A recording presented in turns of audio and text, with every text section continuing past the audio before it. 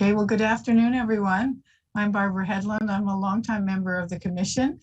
And due to the governor's shelter-in-place order, the Urbana City Council chambers will not be open to the public during this meeting. Instructions on how to watch or provide public input are located on the meeting website. Welcome, everyone.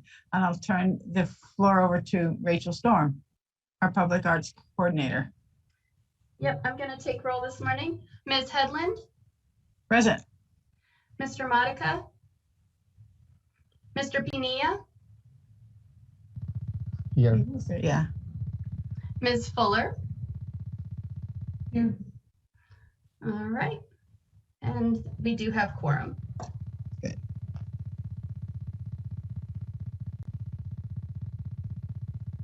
So at this point, are we ready to call the meeting to order? We've got roll call, declaration of quorum, we're good. Now we need an approval of the meeting minutes from the last meeting. Yes, and just to point out, that would be our July 13th meeting. Those were the draft meeting minutes you were sent out. Yep. Yeah.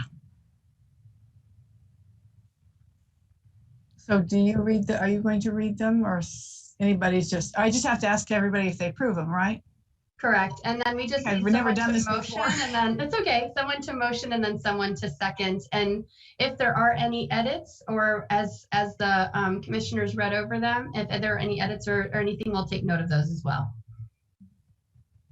Do we have a member of the commission who would approve the minutes from the July 13th meeting? I approve. Any second? I'll do it. Gonzalo motioned. Who seconded?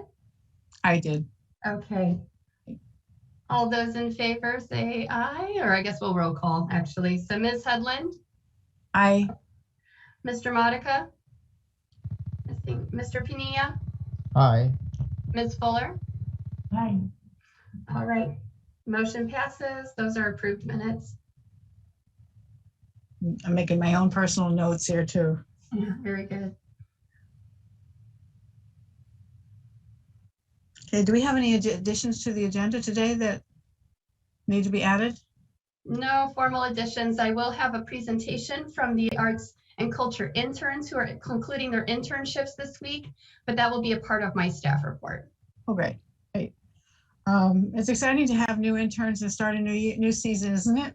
Mm-hmm. And it's hard to say goodbye to the ones that are ending their internship, but I want to give them a good send off. So I want them to tell you all a little bit about what they've done. Oh, that's great. I look forward to that. And do we have any public input that was submitted, or has? No, we do not. No one signed on to submit anything. So then we can move on to our presentations. Are you planning to do your staff report first? Yes, I'll do my Wonderful. staff report first. Welcome everyone. I'm going to screen share here, so just give me a quick minute. And hold on just a second.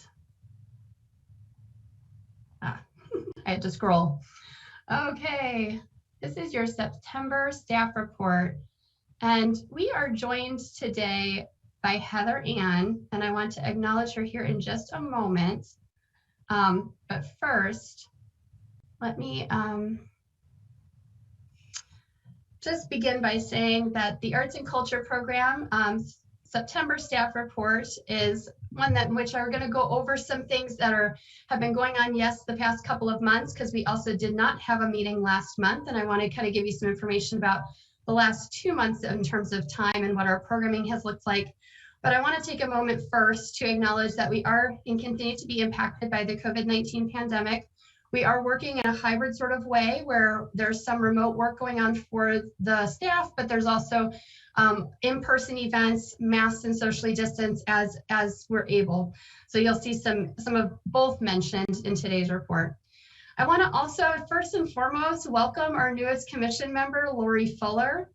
And actually, why don't I stop sharing for a second so you can see her better, because I know it's hard to see people when we don't have that up. But let me say first and foremost that Lori Fuller is a 9-year resident of Champaign County. She's assistant to Associate Dean of the College of Education at the University of Illinois. And Lori, I'm going to give you a chance to say hello, but before I do, I just want to read off the wonderful thing that you had written that was presented to City Council about your interest in joining the commission, and then I'll ask you to elaborate or just say hello if you'd like. Lori says she's been a resident of Champaign County for many years. She lived in the state of Illinois her entire life. She says, I'm an active artist and a teacher in the community. I've been a recipient of the Urbana Arts Grants and received funding to work with adults with dementia, as well as retired adults. In all of the places I've lived, Champaign County's support of the arts has been a highlight. I've never seen a community come together so much to celebrate all types of art and culture for everyone throughout the year. I would love to be a part of the commission that celebrates the arts and continues to provide opportunities to the community throughout the year. Art is life. It brings so much joy, confidence, and vibrancy to so many, and I want to be a part of that. So I just want to extend a warm welcome to our newest commissioner, Lori Fuller. Lori, would you like to say hello? Welcome. Thank you, and I'm really excited to be a part of this group. I've been so excited ever since I got the information, and I'm really looking forward to all of our meetings. Well, welcome, Lori.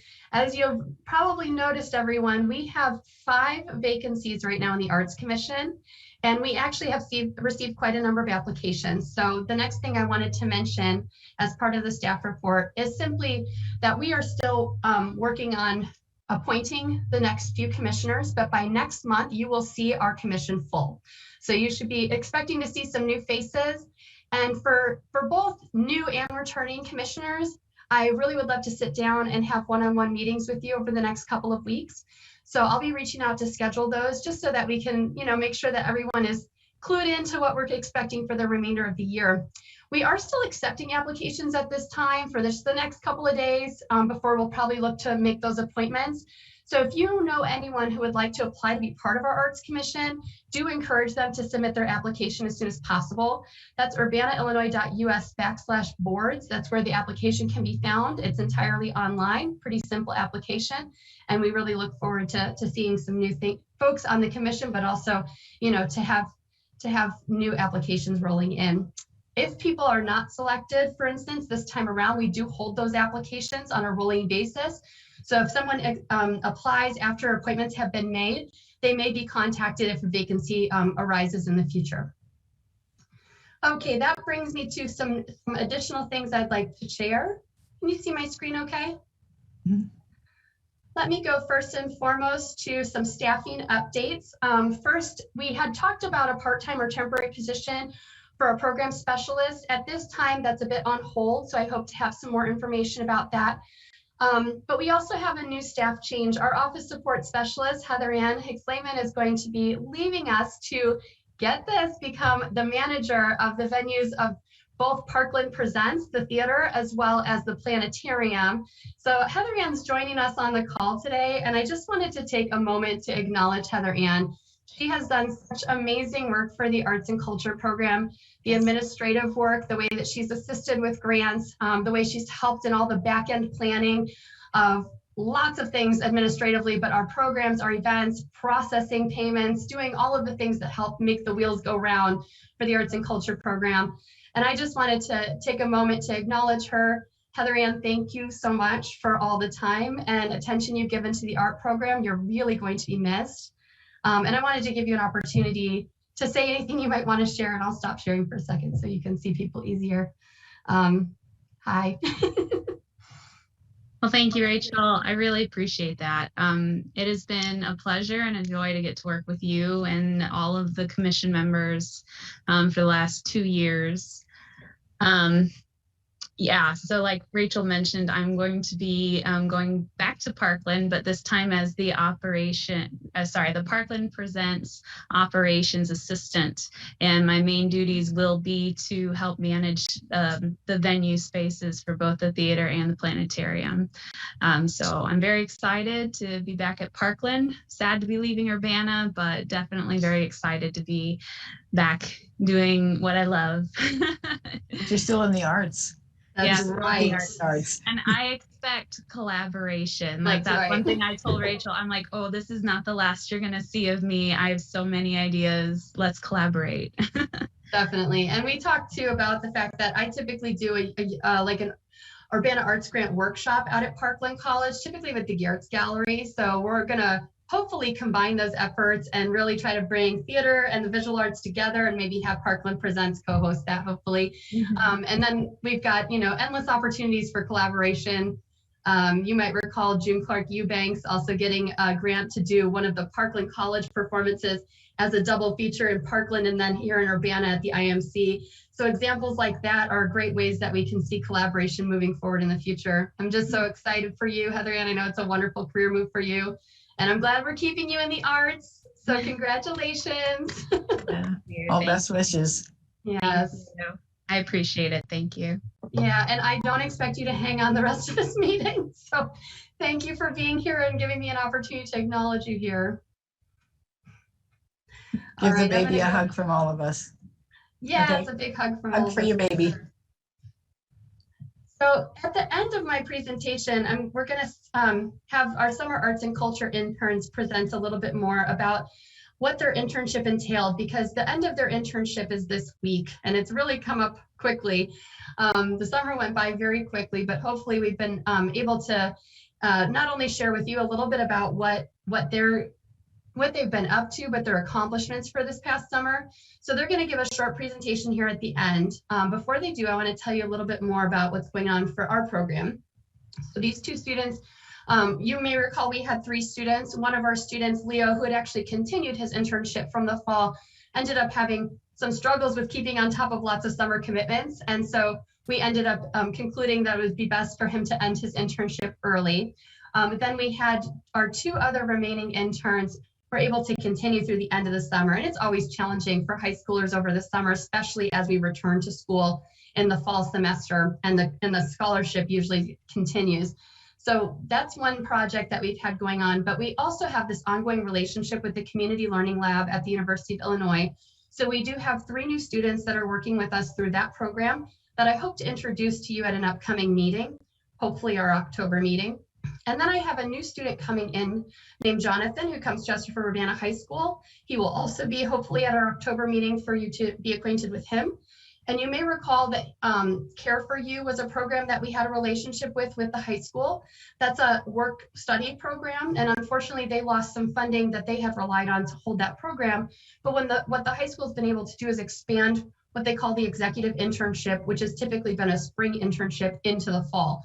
So in that sense, we've got Jonathan coming to us through the executive internship program's expansion, and he starts this week as well. So you'll get to know our new students in October and hopefully get a chance to really hear the wonderful accomplishments of our summer interns at the end of my presentation. I'm going to tell you about a little bit about some of the programs that we've had going on this past couple of months. One that I want to highlight in conjunction with Artists of the Corridor has been Juxtapositioned, the Art and Words of Durango Mendoza. Durango Mendoza passed away last November, and it was a great loss to the community. He is a fantastic artist, a fantastic human, a wonderful thinker. We had been able to have his work exhibited at City Hall before, but there were many things that Durango and I had spoken of having him do as part of the arts program that we weren't able to do as his life was cut short. What was beautiful, though, was that his family, the Mendoza's family, applied for an arts grant and received it to hold a retrospective of his work, and that is Juxtapositioned. So Juxtaposition is a collection of his sculpture work, his photography work, but also things like his talking, like different speeches that he's given, different stories he's written, so his writing as well. And that is currently up, and we've extended the exhibition. So it's up at City Hall, and it's up at the Urbana Free Library. Previously, there was a portion of it that was also at Art Coop in downtown Urbana. That portion with the sculptures has since come down, but the other 2 parts remain, and there's a new display at the library as well that was added and opened this past week. So if you haven't been out to see the Art and Words of Durango Mendoza as an exhibition, please go and visit this exhibit. You'll have a little bit more time. We expect that it will stay up through the end of this year, and we hope to really have a lot of people submitting additional feedback. We were collecting feedback on what people had experienced at the exhibit. Next, I want to say that September 8th marked the last day of Cinema and Sound. This was our summer movie and music series. We showed Black Panther on July 24th with Ibrahim. We showed on August 11th, The Dragon Painter with music by Kuroshio. And on September the 8th, just recently, we showed Soul with music by Therapy. All of these were really fantastic events. We had differing attendance, so we're also going to take some notes about what worked and what did not. Our most robust one was here at Bonnier Creek. You can see we packed the park, safe and socially distanced. But this was with a live score. That was when Kuroshio did a live score to a 1919 Japanese-American silent film called The Dragon Painter. Just a lovely night out. And this was our August event on August 11th. I also want to give you some updates about the Great Art Doors. So as you may recall, the Great Art Doors are up and on display until we hit kind of the early freeze. So they're currently up and everyone can still view them. I'm going to highlight the ones again that are in Urbana. We have pod number 7 at Lehrman Neighborhood Community Garden. We have Harvest in Weaver Park. We have Waiting to Fly in Crystal Lake Park. We have Melt in Chief Schumacher Park. And we have Between Dog and Wolf, I won't say the French, I'm sorry. Between Dog and Wolf, Southridge Park. I want to point out that another thing that we've added is that we're inviting a lot of the artists that have been involved with the Great Art Doors to be on a panel discussion about the arts as a tool for dialogue. And we have 2 events coming up. One is September 22nd. The next is October 7th. They're both at 7 p.m. They are virtual events and they're part of Spurlock Museum's Contemporary Conversations. I will be facilitating the dialogue together with Monica from the Spurlock Museum. And we have some of the artists that were featured in 2020 and in 2021 on the 2 panels, talking about art as a way to motivate community conversations. The idea behind the Great Art Doors was that artists could take public art pieces and inspire conversations about this particular cultural moment that we're in. So we hope to carry that forward through the dialogue events. And they will be live streamed. There will be some in-person, they will be partially in person. I should say that it's hybrid, but they will also have a virtual component. The next thing I want to mention is this past Saturday, we also had an event that's in conjunction with our Growing Community program. This is our program with the community gardens sponsored by AARP. Urbana received a $20,000 AARP Community Challenge grant that I wrote.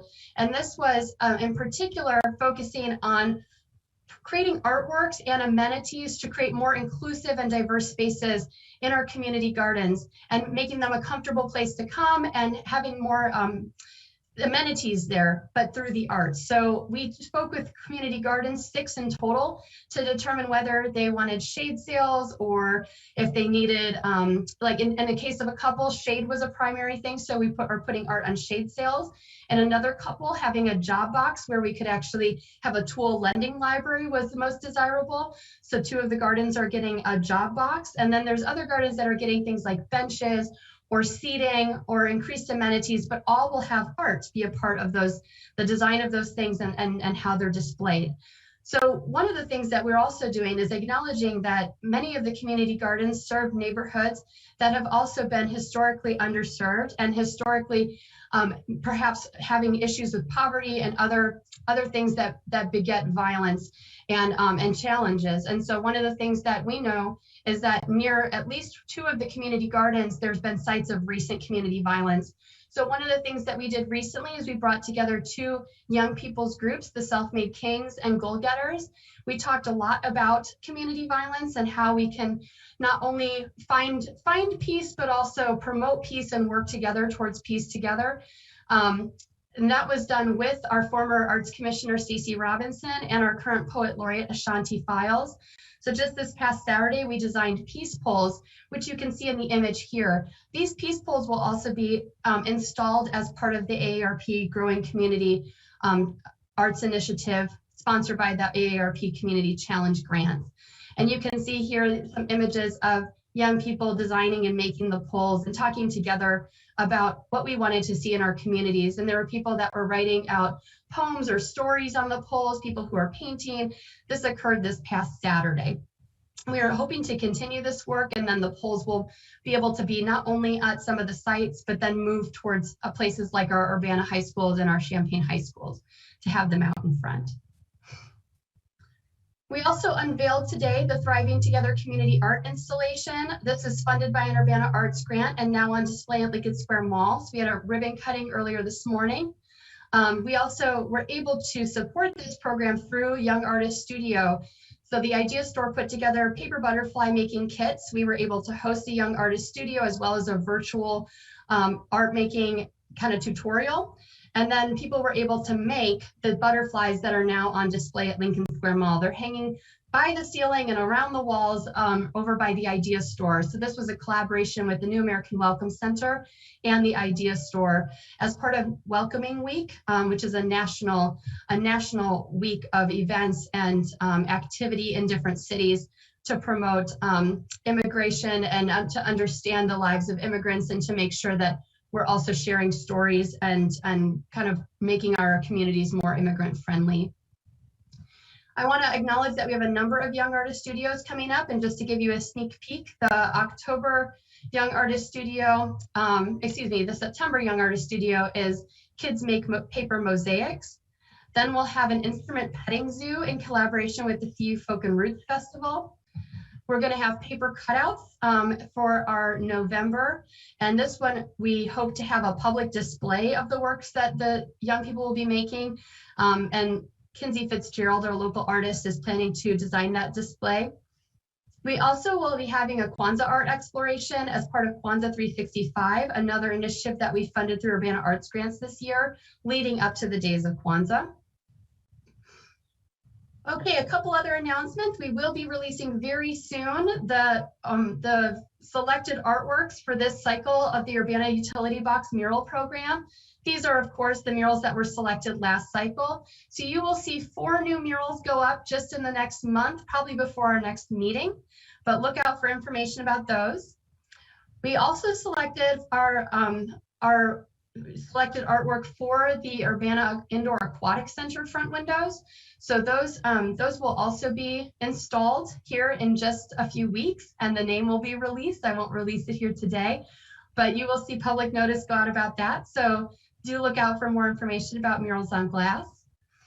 And we also added an art show and tell for young people attending Young Artist Studio. I want to tell you a little bit about the activity of Urbana Poet Laureate Ashanti Files. Lots of things going on in her neck of the woods. Just to highlight a few, she recently held their Poet Laureates Showcase this summer, where we featured a lot of local poets. This is now a tradition that I challenge our Poet Laureate with, to host a showcase where they get to select the poets that are kind of sharing their work, displaying their work. And that was a wonderful evening out at the Urbana Free Library. She also, as you saw, participated in the United for Peace event this past Saturday for the Growing Community Project. She's also holding a Writing as Healing Practice workshop for mothers impacted by gun violence locally. And that's being done in collaboration with a number of community organizations, and that will take place this Saturday. Then in 3 Saturdays, she's hosting a teen writers retreat. And so we're currently working on advertisement for that. So you'll see that come out very soon. She also recently released 2 workbooks. So these are writers' workbooks, but are also aiming to be a tool for kind of thinking through and emotional processing and really supporting mental health and wellness through writing. One is called Awaken, a personal workbook for teens. And then there's Awaken 2, a personal workbook. This is for all ages. So those 2 books are being published, and she's working on getting those out into the community. And if you know a group of people who you think could use a workshop with these workbooks, reach out to Urbana Poet Laureate Ashanti Files, because I know she's wanting to do different activities. She also was recently featured on a podcast called Thoughts of an Idealist that focused on her and her work in Urbana. And she's part of a new book being published called For Color Girls Who Weather Life's Storms. So that's also forthcoming. And she was selected as a facilitator for the National Guild of Community Arts Education. So she has had a lot of activity, and I'm very proud of just how robust her experience has been as poet laureate. She's been really just has had ear to the ground about what matters in the community and has been really trying to fill different needs and really went even beyond a lot of the things that she set out to do. She obviously continues to be our poet laureate through, I believe, at least the beginning of January. So we'll see a lot more come forth, and hope that by the end of her tenure, she'll also visit the Arts and Culture Commission to tell you a little bit about her achievements throughout the year. We still have Pandemics as a Portal to Change on display at Krannert Art Museum and as a virtual exhibition. And there are some events in conjunction with that exhibit going on from a lot of the partners involved. So that's the IMC, the Urbana Free Library, the Museum of the Grand Prairie, Krannert Art Museum, a lot of partners coming together on that project. And recently, Imagine Urbana was able to come out to a few of our events, both our Downtown Get Down pop-ups, as well as our events for cinema and sound. I know that the Imagine Urbana staff really do hope to come also to an upcoming meeting. And I mentioned that we'll have new commissioners joining our commission soon. It would be a good time to do some visioning for the arts. So if for anyone who's unfamiliar, Imagine Urbana is the project to develop a 20-year comprehensive plan for the city. So this is planning 20 years into the future, what we hope our city will look like in general, but for us, what we are thinking about for the arts. And so really having them come back and visualize with us, but also using our events and things like that as ways to connect with the community. I want to highlight some key-wide festival dates because these next 2 months are just festival city for Urbana. There are so many festivals happening. And being really thoughtfully organized too in collaboration with CU Public Health. I've just been really pleased with what we're seeing. So first and foremost, this week is Welcoming Week. The theme is Belonging Begins With Us. As I said, this is National Immigrant Welcoming Week. And we kicked off with a lot of different things. There was a kickoff event later on. Tomorrow there's a big workshop, and then there's going to be the Welcome Awards as well. But there's a full listing of events on the YMCA, University YMCA's page, and the New American Welcome Center.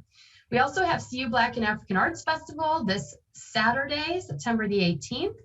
And this week leading up to the festival, there's been activities every day. Pygmalion will be September 23rd through 25th. And I skipped one, excuse me, CU Pride Fest and Pygmalion actually are on the same weekend. But Pride Fest kicks off on the 24th and goes to the 26th. Pygmalion is the 23rd through the 25th. Both have activity in downtown Urbana in person. So that weekend, we do have a street closure happening in relatively similar to the footprint of the Downtown Get Down. So you will see a stage, vendors, all sorts of things out on the streets. And then CU Folk and Roots Festival is coming up in October. And then Kwanzaa 365, obviously those days of Kwanzaa in 2021. So very, very wonderful things coming up. I hope you are able to come out to all of these events.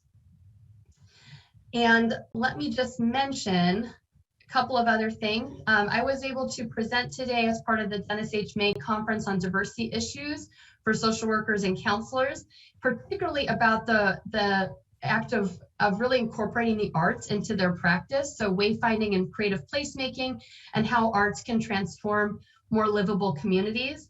I was able to do this presentation with Lisa Fay and Sam Smith.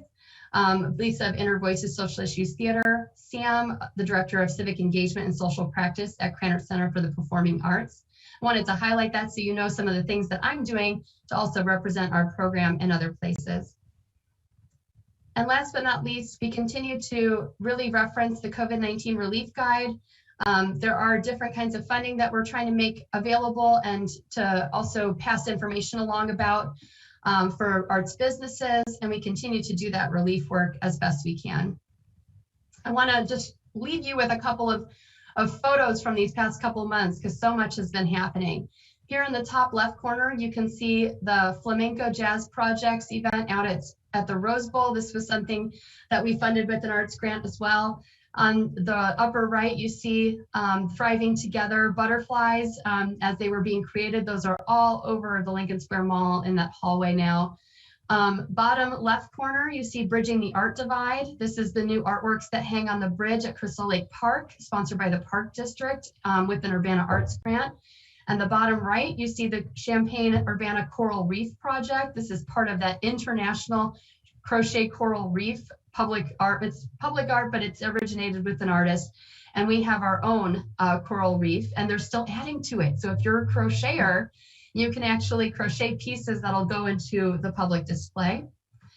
I also want to show you the very top left corner is a wonderful young dancer named Maywin, who was doing a dance as her teacher, Kate and Solia, owner of Urbana Dance Company, read a poem. This is at the closing reception, or the reception, I should say, for Juxtapositioned in honor of Durango and his artwork. The top right corner is She Spins Urbana, our recent DJ camp for young girls. This is sponsored by an Urbana Arts grant and happened this past month. Bottom left corner is another tango event called Queer Tango. And then we also had the bottom right corner is the Teen Spotlight Teen Theater Workshop for Black Indigenous students of color. And this was another one that we sponsored by an Urbana Arts grant. This is not a comprehensive list, but I wanted to leave you with some images of the impact of the Urbana Arts grants and our programs, as these are the things that we are able to make happen in just a month's time. Thank you, and I'll take any questions that you have before I turn it over to the interns to present. Did you get any sleep in the last month setting all this up? It has been challenging. I bet. Well, if anybody could do it, it's you, but that's pretty remarkable. Any questions from anyone about these initiatives going on? Did we get good attendance at these events? I would say there was one event that I was disappointed in attendance with, but almost every other one I've been very pleased, especially given, that we're still grappling with the pandemic. There's a lot still going on. I've been very pleased with participation. And I think we've also I've seen this across the board, not just our arts and culture program, but all of our partners, the Park District, the library, everyone is working really hard to think about unique ways to continue our events in the face of everything that's constraining us. And that's hybrid, virtual, thinking of different ways for people to interact. And I think they're doing a good job. Yeah, obviously. All right, well, at that, I will be passing it off to the interns, but I want to take a moment to introduce them. And I do plan to be the Vanna White and share your presentation. You'll just have to say next slide or whatever, and I will do my very best. But let me pull that up. So I want to introduce Cindy Gardner and Frances Ivy Barrett. These two have been remarkable summer interns grappling with remote work and the challenges of all the things that we've been dealing with this summer, but really just taking it in stride and doing wonderful work. They're going to tell you a little bit about the internship experience that they had. And like I said, I will be the one advancing the slides. So hold on just one moment. All right, go ahead and introduce yourselves. Oops, hold on. Wait, present. I pressed share. All right, there we go. Who's gonna start? Hi, I'm Cindy Gardner. I'm a senior at Champaign Central High School. I am involved in sports such as tennis, which I'm doing right now, track and soccer. I'm also involved in many clubs, such as I'm the vice president of student council. Also, I founded a new club at my school called Pop Culture Club. We talk about all things pop culture, current events, media, all kinds of things. After this, I am interested in pursuing a career in film and media production, and I will be going to college for that as well. Excellent. Hi, I'm Frances Ivy Barrett. I'm a junior at Urbana High School. Outside of school, I participate in dance. Oh, Frances, you're going in and out.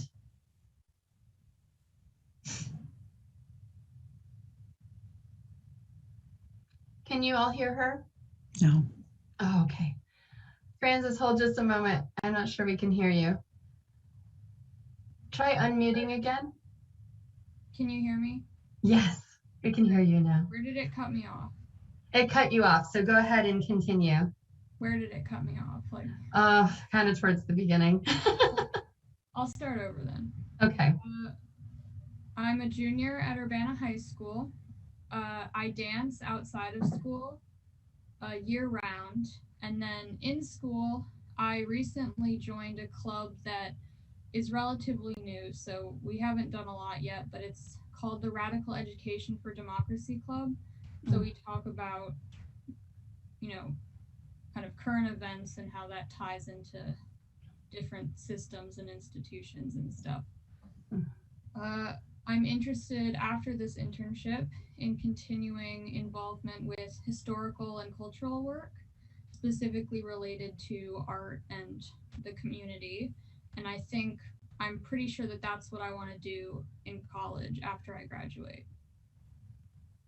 Fantastic. Before these two tell you a little bit about what they've accomplished, I want to say here is their biographies. We also recently did some intern spotlight features on our social media pages. So please lift these two up, share those spotlights. I'm in some ways mourning that we're not doing more in-person things where I can throw them a bigger celebration of their internship, but really just thrilled at their work. So this is Sydney's as well. And you'll see both of them have some fresh photos on here because we also give our interns new headshots for using on their resumes and LinkedIn's and things like that. I'll hand it back over to you. Let's go first to Francis. I think this is your slide. So the things that I did during this internship included preparing, distributing, updating promotional materials, so advertising for what we were going to do. One continuous project I worked on was gathering events and event info to accumulate for the Downtown Get Down that happened monthly on Saturdays. So I assisted with gathering those events. I assisted with hanging the juxtaposition exhibit that we just talked about in the City Hall. I helped out with in-person events, so setting them up and assisting during and sometimes taking them down. And then one recent thing that we did was the jury process for choosing artworks for the utility box and the murals on glass. So we helped out with the jury process on that and taking down scores and everything. Yeah, and it was hard work and you all did great. Cindy, I'm gonna pass it to you. So within this internship, I represented the Urbana Arts and Culture program during the Young Artist Studio. Thriving Together, we made paper butterflies, and it is now an exhibit at Lincoln Square Mall. I'm really amazed at how it all turned out. I also initiated a public art guide for the city of Urbana, and it just shows all the art and murals and a little bit of information about it and their locations in the community.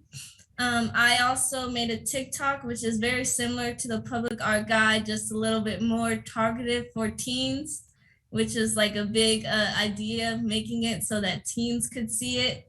Instead of reading about it, they could, oh, I know this place. I know where to find this mural or sculpture. It's really cool making that. It's on the TikTok page for the Urbana Arts and Culture program.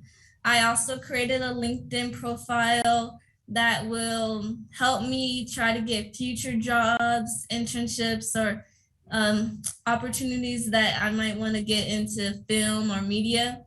I added to my resume of all the things I did in this internship that might help me attract and the different experiences I had during this internship.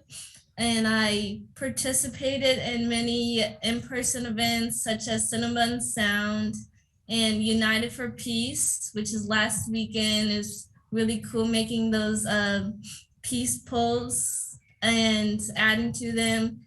And I think I already said that I prepared the butterflies for Thriving Together. Yeah. Yeah, fantastic work.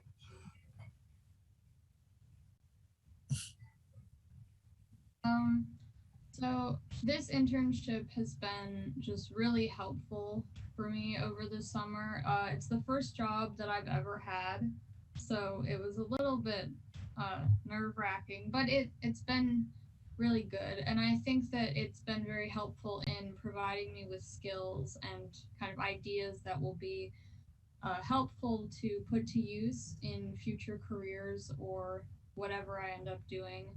It's been really fun to work with everybody and to work within the community and with the people in the community and all of the people that we worked with at the events who also helped put them together. Another thing is I think this internship has been helpful in determining kind of where I want to go in the future for school and in life and in career paths, because a big part of this internship obviously has been about art and culture. And, I enjoy those things. And so I think it's been helpful in deciding that that's what I want to do. So I think overall, this has just been a really good opportunity for both, me in the present and also for planning for the future. Mm. Along with Francis, this is also my first work experience. It was very helpful. It helped me gain communication skills and just learning how to present myself in a way to seem approachable. And I thought that was very important, as I'm one of the leaders for student council and my new club, Pop Culture Club. It helped me figure out the process of planning and proposing events and how to get them started, how to market them so people can see, and how to get people excited for them.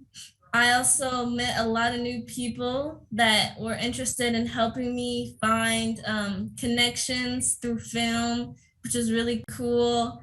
I'm super thankful to be able to start the public art guide, and it kind of helped me learn about all kinds of art in the community. And being from Champaign, I feel like I know a lot more art from Urbana, and I can say I'm very knowledgeable whenever I see them. And when I'm out walking, driving somewhere, I'm like, oh, that's the mural I wrote about, and it's really cool.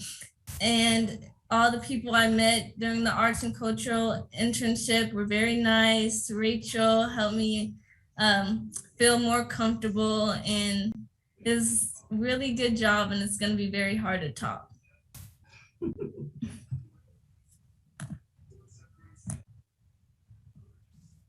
Thank you so much, Rachel, for being our advisor, helping us through this journey. And you done everything that you needed to do. And you made me and Francis feel very comfortable in our very first work experience. And we're very grateful for this summer job. Oh. Well, I will just say these two, you wouldn't know it was their first job. Very professional, very good at all the things that you want in a type of job like this, being able to talk to the community, being able to represent us well, write professional emails, deal with people not emailing you back right away. Yeah, so I just think you all have done a wonderful job. You're going to be very missed. And I'm glad that the Arts Commission gets to hear a little bit more about what you were able to accomplish this entire summer. Do you all have any questions for either Francis or Sydney about their experiences? Or any words of advice as they embark onto the next thing?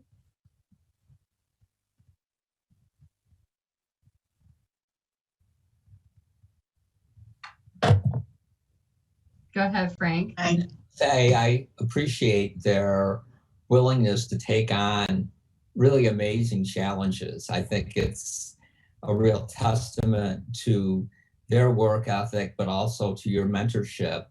And I hope and expect to hear great things about them one way or the other in the future. I'm sure they will make a real impact. Francis is interested in museum curation and cultural work. Sydney wants to enter the film industry. I don't think we've seen the end of these two being involved in the art scene. So they both, they're both different years in school. They're upperclassmen, but I know that Urbana and Champaign calls. So even if they go off to college, I hope they'll come back and just continue to be involved with our local arts program. Yeah. Any other words of advice for these two? I just think they're very lucky that they had you as a role model and a counselor. Y'all are being very generous. No. I was lucky to have the two of them working. When I was their age, I hate to tell you what my first job was. Yeah, mine wasn't so great either. The idea of having a job that involved at a high level is really amazing. You girls are very, very lucky. Yeah, I'm excited about where you'll go from here next. Yeah, keep us informed, please. Mm-hmm. Gonzalo, So- did you want to add something? Yeah, I just wanted to say thank you for your passion and your commitment with the Arts and Culture Commission. And yeah, I am sure that you will pursue any of all your goals. And yeah, good luck. Thank you. And thank you. Mm. And I hope they can also, I'm speaking a little bit for our commissioners, and Lori's very much on the spot because she's brand new. But I hope that maybe they can reach out to our commissioners if you're so willing, if they ever want advice about different, because all of these commissioners have worked adjacent to or directly in the arts for a long time and have wonderful advice to give you as you explore different things too. Gonzalo is an exhibited artist. He's a visual artist. Barbara heads up the symphony orchestra. Frank worked years in education.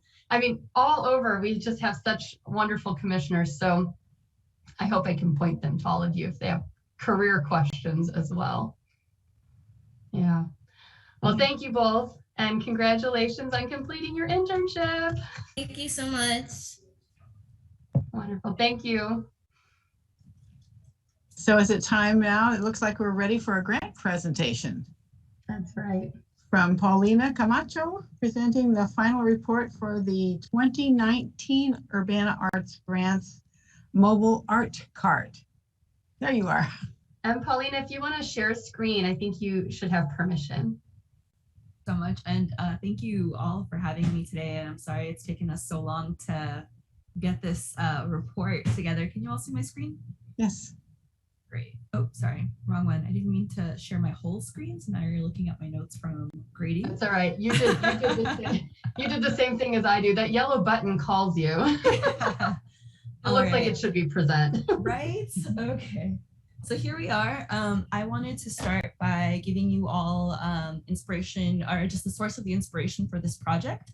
I am a member of the Chicago ACT Collective, and I describe our group as a group of friends, first and foremost. We became friends and are now a chosen family, who are artists and educators who utilize arts as a platform for dialogue and social and political change.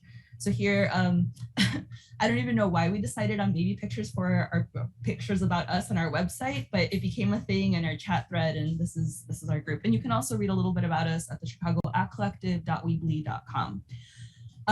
So I am from Chicago originally. I am a resident of Urbana, and I was brought here as a student. I am a doctoral student, a doctoral candidate actually at the University of Illinois in art education. So again, what inspired this was one of our founders, William Estrada, created the mobile street art cart. And this project came about, again, as a lot of the foundations and the similar desires from our collective to really think about how we can facilitate and engage arts practices in the community outside of institutional settings, right? Whether it's classroom spaces, whether it's community art centers, nonprofit organizations. How can we cultivate a space for making and for sharing our work that's mobile, right? Bringing art to the people. And a lot of this was fueled by our observations that as educators working in a variety of settings, there was always a challenge of like, how do we get people to these workshops? How do we get people here, right? We would put together all of these really rad and thoughtful kind of projects, ideas, workshops, but how do we get the people here? And a lot of it was institutional barriers, whether it was access for transportation, just like not knowing, lack of communication, or just feeling discomfort or uncomfortable in certain spaces, depending on our desired population specifically. That includes Black, Indigenous people of color, feeling kind of a rejection within predominantly white institutions that tended predominantly to be our hosts. So William thought, well, what better way than to create this mobile art cart? And so the cart is inspired by other initiatives in other countries. One of my favorites, right, was this like mobile library that I got to visit in the northern mountains of Nicaragua, where there was a lack of, literacy. I recently saw one too when I was in New Mexico, right, in these rural kind of populations or spaces where there is a lack of more structural infrastructure, institutional support for the arts or for learning, education, literacy. So these are examples of mobile libraries around the world that again bring the resources to the communities when the communities lack. And it's not necessarily that communities have to lack these resources, but that how do we get the resources to the people, right? Outside of these silos or outside of these spaces. And the other source of inspiration for this project are street vendors. So I grew up in a neighborhood where, you don't have to go to restaurants, and we have all kinds of like food vendors. And this is also a common practice where I'm from in a lot of Latin American countries. In my town in Mexico, all the markets, you can go and buy snacks and food and things. So these food vendors, whether they're stationed in one kind of location or they're mobile through these bicycles, were another source of inspiration for this project. So I received funds in 2019, and in the middle of my funding, or towards the end of my funding year, we had a global pandemic. But prior to that, I was able to enlist the support of 2 other community members. One person who helped me with building the object, the box, the infrastructure of the piece, and then realizing that we needed to hire a welder. And so we were an all-woman identified team building this object. So I was able to use some of that funding. And it was also really great to be able to build relationships with other local artists and really lean on their skills and their resources for this project. We did encounter a few hiccups during the construction just because we were trying to figure out some of the engineering of the object. And I met with professors from industrial design. I met with other community members at the bike shop, the bike co-op. So just kind of really leaning on community knowledge and community like resources to try to make this happen. In the interim, I facilitated workshops. This is a workshop that I facilitated with young people. This was in Chicago, but I still wanted to show you to just get a sense of kind of where my pedagogy is centered, bringing in younger people. And again, kind of through this like intergenerational mentorship that is also at the core of the ACT Collective. So on the left-hand side, you'll see 2 younger people who are not officially part of the collective, but who are kind of part of like our larger mentorship circle who are helping to facilitate public projects. And ideally, that was what I wanted to begin to cultivate here. However, again, the pandemic was a barrier. I participated in the 2019 Welcoming Week activities at the farmers market. And so I screen printed these butterflies and invited community members to color them, to write text, to write words. They cut them out. And if you see here on the bottom left-hand side, we added popsicle sticks so that the butterflies could fly, and everyone got to take them home with them. So here are more examples of the community engaging with our activity. I felt like it was a really wonderful day that day back in 2018, 2 years ago, right? It was great weather. We had a really great turnout, and the collaboration or the opportunity to be situated at the farmers market just presented a really great opportunity again to have a lot of people, just participate. I was also able to work with the Latina Studies department program here at the university, and they allowed me to host public events. So it was not necessarily only offered to the student population, but we did have community members join us, thinking about what it was predominantly a Latinx group, thinking about what it is that we needed in order to feel a sense of collective support, trust, respect, and growth. So it became more of a public dialogue around what can be collectively cultivated, again, to support one another, just in general. And so we also used some of the same butterflies from that event. Additionally, I hosted a bookbinding workshop also at Latino Studies. I don't have documentation here, but it's in my report. And I was able to also, through the work of, through SoulHot, the initiative facilitated by Ruth Nicole Brown,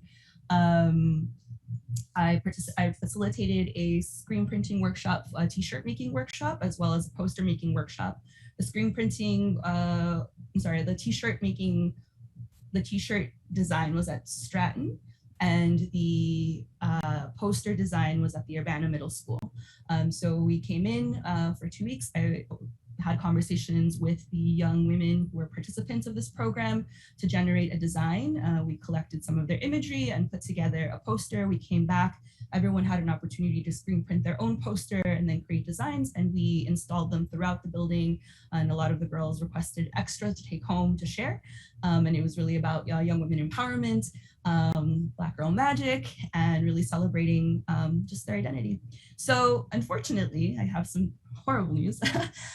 As things go with pandemics, because I am not in a studio art major at the university, I was able to temporarily store the mobile street art cart in one of the open studio spaces. And because I do not receive communication from that department, the art cart was disappeared. It at some point over the course of the year, and I kept back going to check on it, knowing that it was there. We didn't have access to the welding that we needed to complete it. When I went back to permanently retrieve it before they closed and cleaned out the studios, it was gone. And I did my best to try to locate it, to trace it, to find who was responsible, who could point me in the right direction.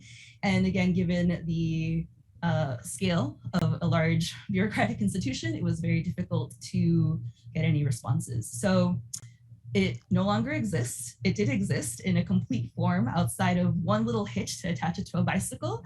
But I think it was a wonderful experience in terms of reminding myself that while the object itself is really important, in terms of, again, of its mobility, and as an object, it pulls people in, because I've seen William's art cart in action over the past couple of years. And as a matter of fact, he served as a source of inspiration, but was able to expand the art cart. And for example, this past summer, he received funding from the DCASE in Chicago to run mobile public art programs across the entire city, where they were situated in a different park every week with a team essentially of different carts, puppet makers, different people who function or work in a similar model.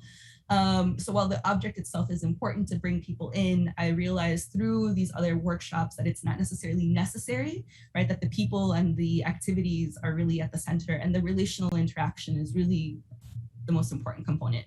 So while I was very disappointed not to have the physical object to be able to continue these projects through that object in town, I was able to facilitate 4 workshops before the end of my grant year, and this is where we're at. So thank you so much for this opportunity. I really wish we still had the object, that I could be able to ride it around this past summer or next summer. But I will continue to look for additional funding, because I did really enjoy this. And I do think that there is there's a really critical kind of component to this type of form. Thank you, Paulina. I want to invite questions, but I have a quick comment first, because I think a common refrain of the past year has been like, the thing didn't go according to plan. And yours is a bit of a different circumstance in terms of they were cleaning out the South Studios for renovations, and it was like, it went missing.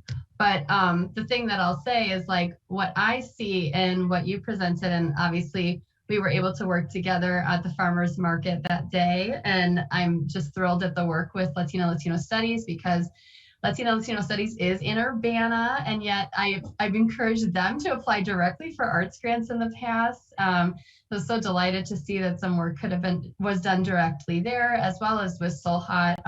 For anyone who's unfamiliar, SOLHAT stands for Saving Our Lives, Hear Our Truths. It's a project of Dr. Ruth Nicole Brown's on campus that's worked with young people in our area schools. They say it's not to be confused with something like a mentorship program. It really is a Black girlhood celebration space that is created where people of all ages learn from each other. So college students are learning from young people are learning from college students. And it's really a phenomenal group that I've been able to work with in the past and felt very privileged to work with. So I think you have to take those wins and notice that there is just a lot to be gained from the workshops that you did, and the spirit of the mobile thing of bringing art to these spaces is what's most important.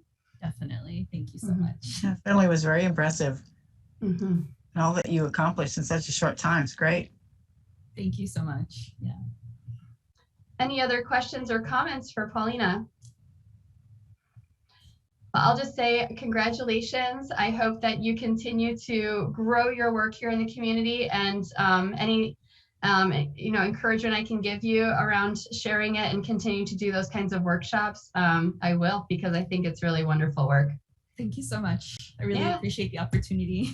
And you got great response, didn't you? I did. It was really wonderful. And really, I mean, I liked the support definitely from all of the collaborators, and it was really lovely to be able to open up Latino Studies to other community members.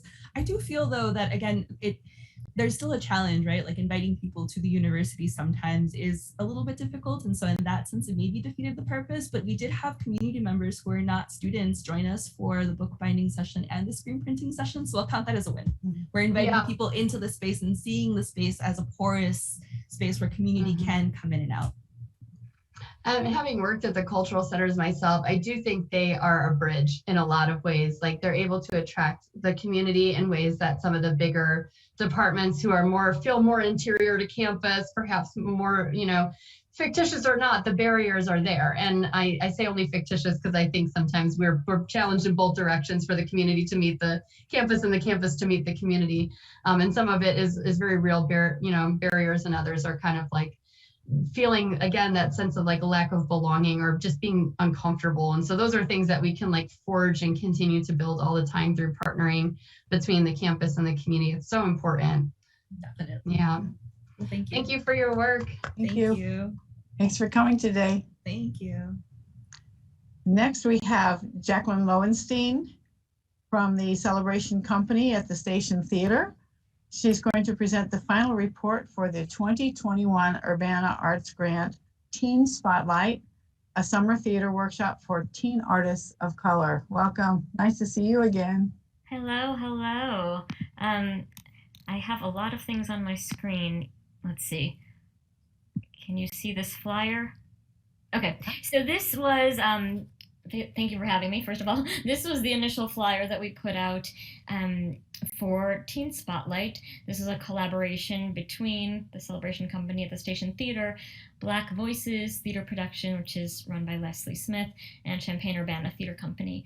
And Station was the host space, so I'm here to tell you a little bit about it.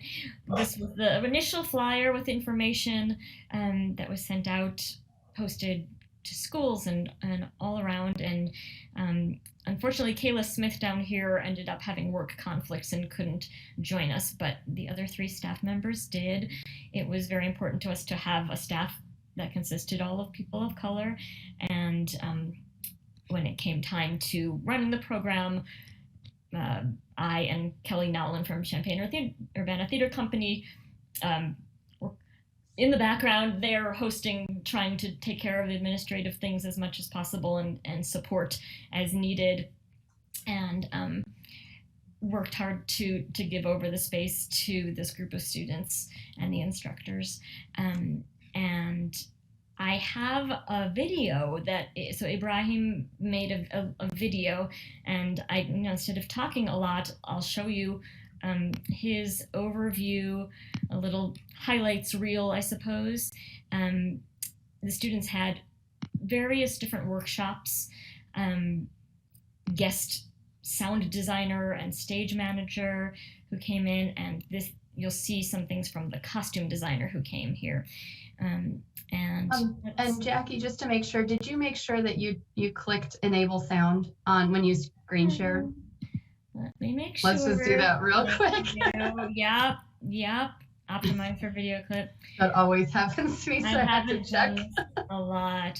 But it's just that little checkbox when it says new share screen. Okay. Let me see. I'm trying to make it big. Is that good? Okay. I put it on 1.25 sound, just speed, because I think that'll be good enough, because I know it's running a little long, but here we go. Chosen some really incredible pieces and tied them together with other strange, unique pieces, and it's working. Whatever's happening is working. It's always working.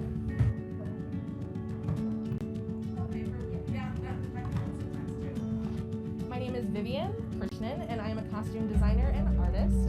And I'm here today at the workshop to teach about costume design and character development through costumes. I am most excited about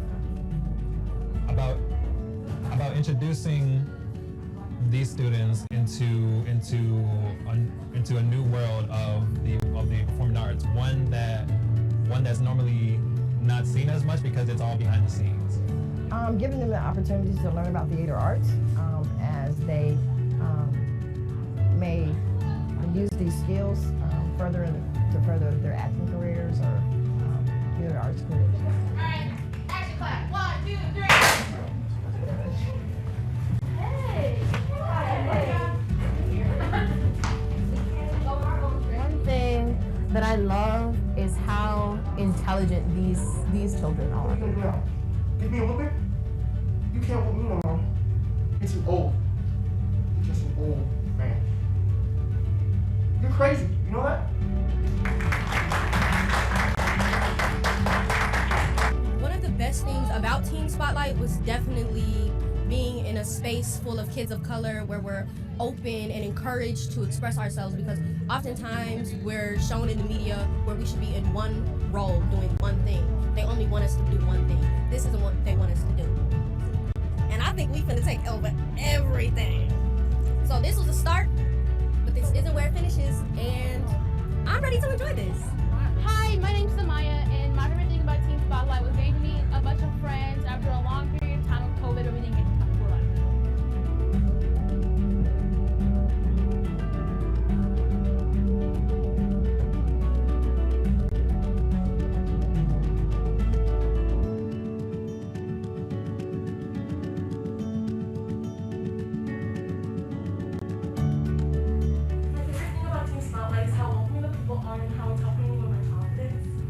Started chasing us, and all I wanted was some pictures.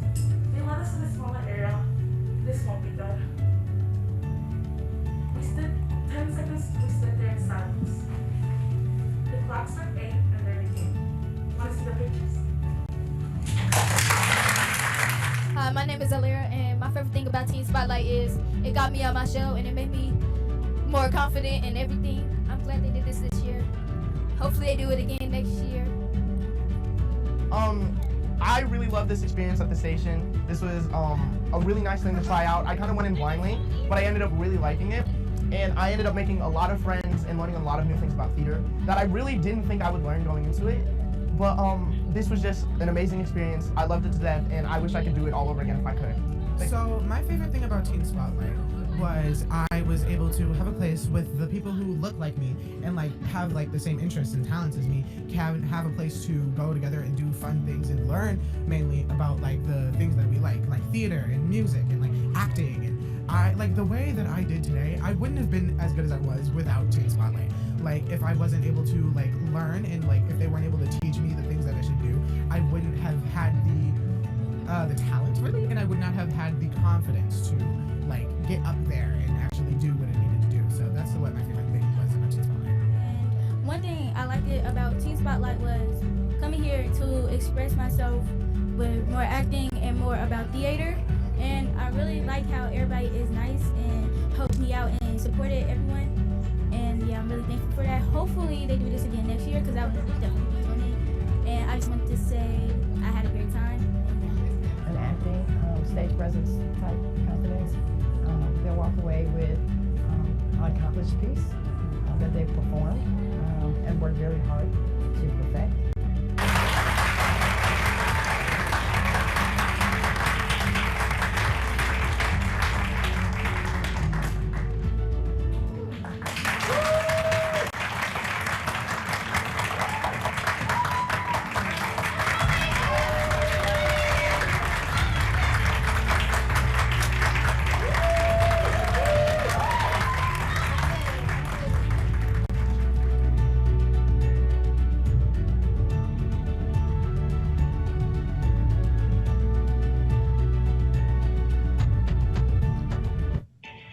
Okay, so oops, gonna stop that.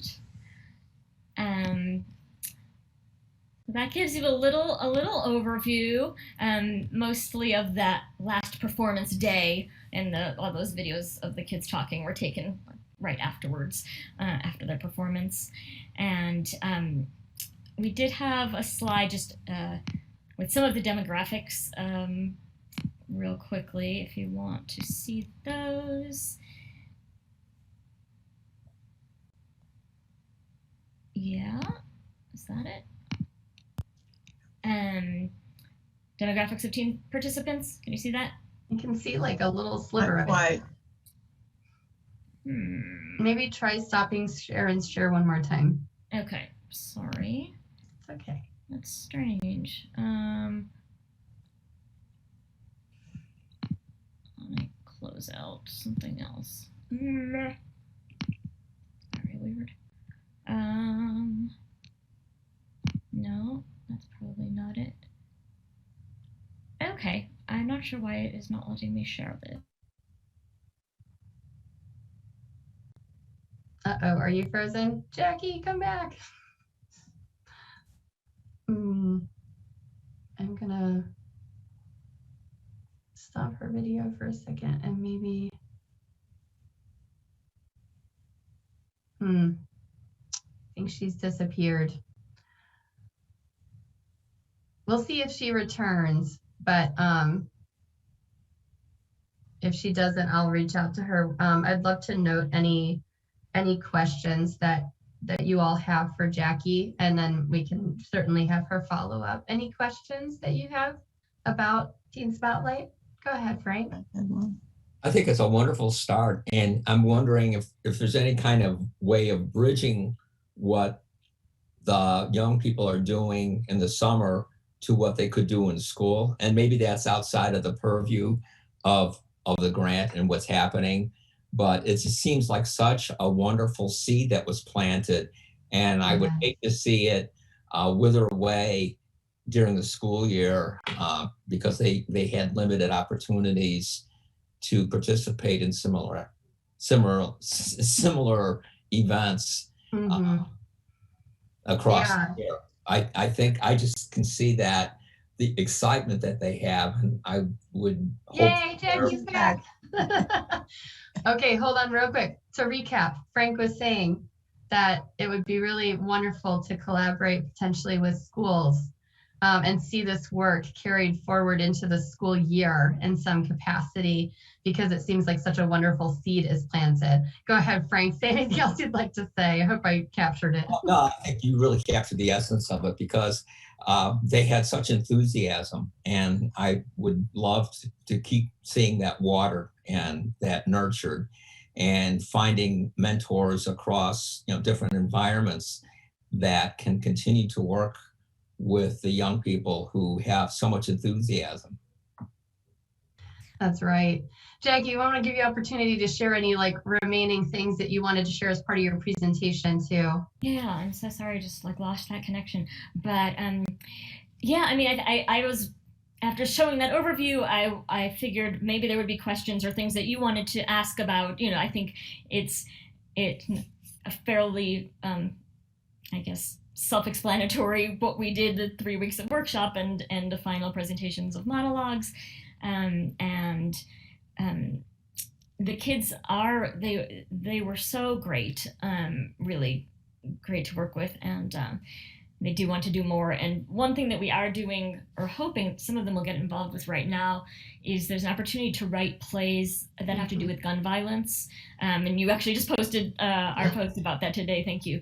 So I'm hoping that some of these students will do that as part of this national program called Enough, #Enough Plays to End Gun Violence. And they have a chance to write 10-minute plays and submit them. And winning plays from around the country will be presented on the Columbine shooting anniversary in April. And this is something that we did last year that was on the Sandy Hook anniversary. So that's just one way maybe some of these students, if they've been interested in playwriting, will hopefully get involved in that.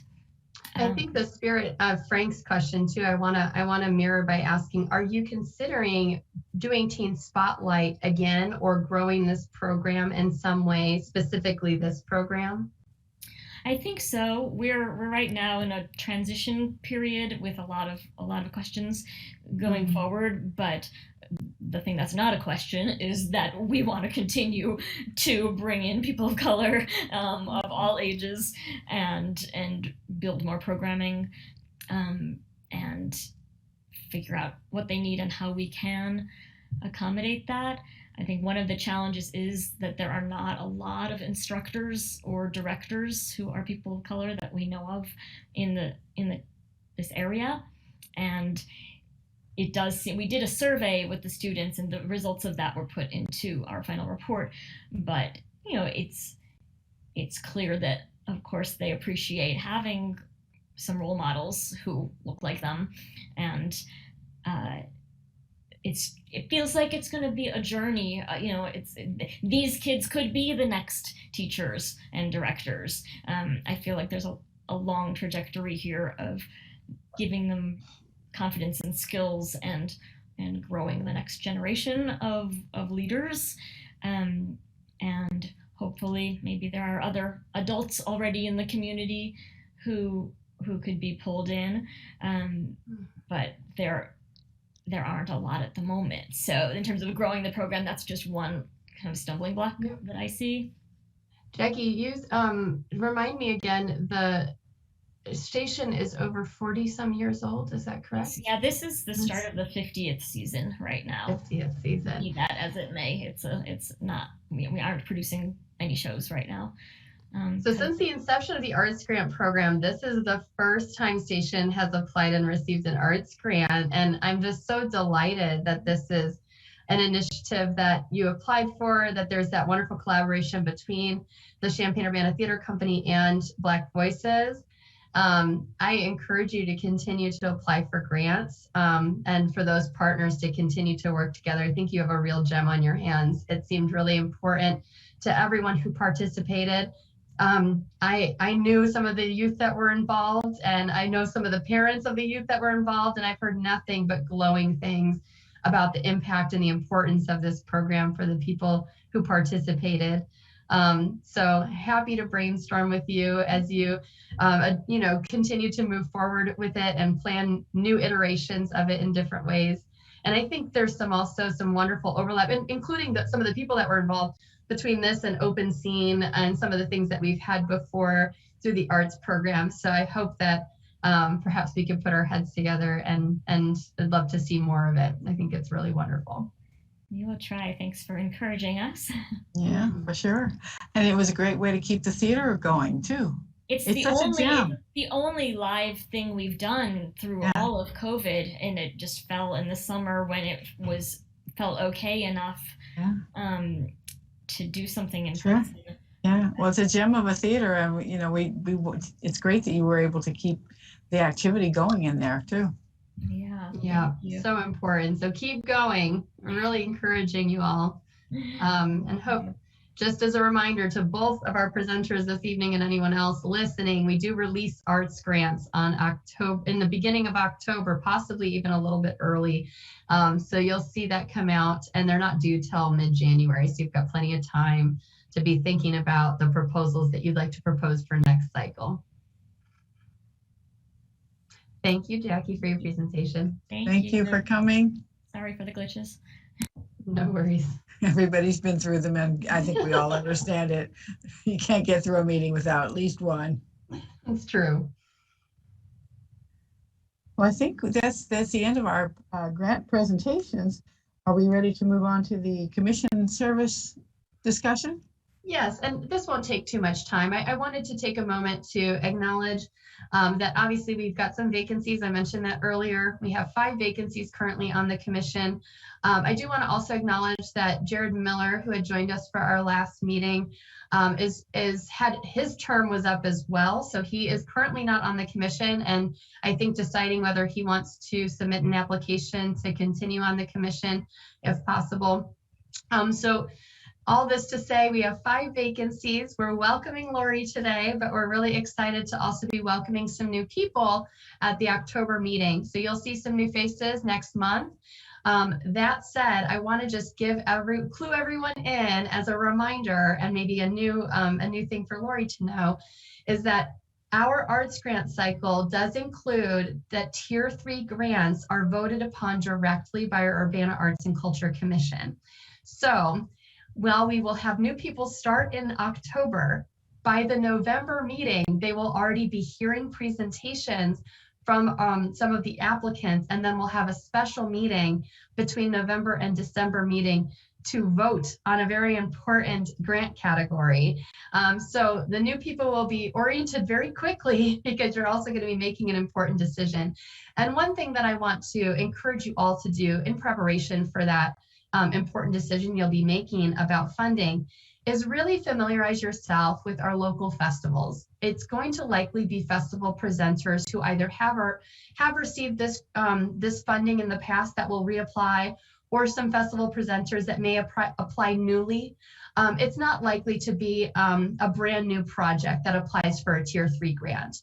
So what you can do to kind of prepare yourself for evaluating is really familiarize yourself with a lot of our local festivals. Look at what they put out, look at their websites, and just get really familiar with the lineups. We've got a lot coming up these next couple of months. And if you can, go out and be a part of those festivals, go visit, meet the organizers, just be as well informed as you can as you head into that decision-making period. Of course, we also love to see commissioners out and in the community, putting a face to the Arts Grant Program and the Arts Commission by showing up to these things where and when you can. So I'll keep you informed of those dates. We'll continue to promote the festivals through our channels, but go and visit them, familiarize yourself with them, and be ready because you will be asked to make some decisions about funding in our Tier 3 category. As just a reminder, Tier 3 represents any grant in the amount of $5,000 to $10,000 that supports our festival or large scale event category. So typically this is festivals that involve, the use of city facilities, street closures. They're a bit bigger in nature. And you can see a full listing of what we funded in this category for the past 2 years that we've had the category. And those are both available on our urbanaillinois.us/arts grants webpage. You can scroll to the bottom and see both our 2019 and 2020, and maybe we've had it 3 years now, 2021. I feel like I'm in a time warp a little bit with the pandemic, and I assume you all do too. But those listings are there, and you can see who was awarded and the amounts that they were awarded, as well as descriptions of their events. And that's all I have. If you know somebody who'd like to apply for the commission seat, please encourage them to apply this week. Great. Do we have any other new business before we close today?